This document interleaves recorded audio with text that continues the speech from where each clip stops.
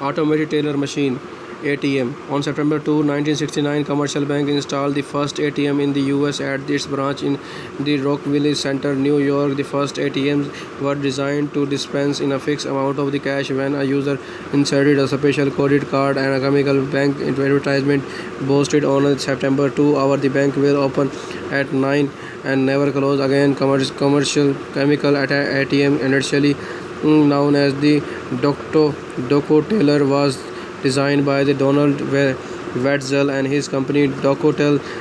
Chemical executives were initially hesitant about the electronic banking transition given the high cost of the early machines. Additionally, executives were concerned that the customer would resist having machine handling their money. Nixon shock.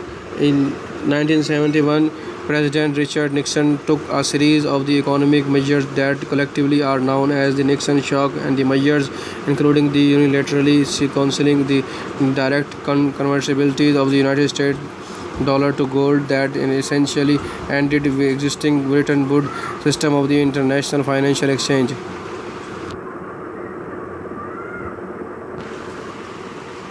Deregulation of the 1980s and 1990s system.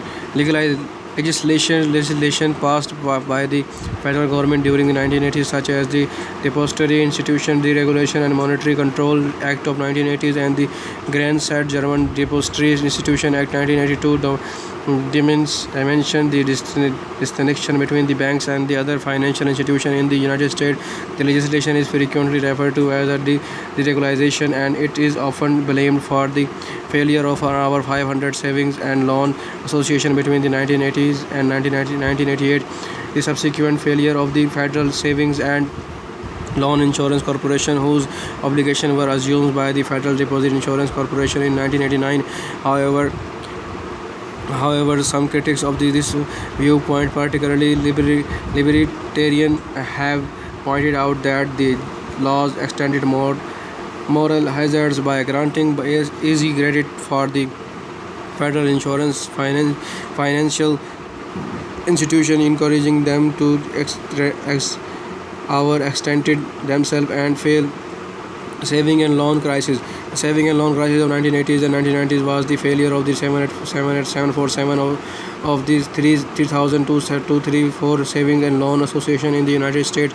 As of December 31st, 1995, the RTC estimated that the total cost for the resolving the 747 failure institution was $87.9 billion. The remainder of the bailout was paid for the charges on the saving the loan accounts, which contribute to the larger budget deficits of the early 90s. The commitment to slow down in the financial industries and the real estate market may The concomitant slowdown in the finance industry and the real estate market may have been a contributing cause of the 1990 and 1991 economic recession. Between the 1986 and 1991, and the number of the new homes constructed per year dropped from 1.8 million to 1 million, which was at the time the lowest rate since World War II.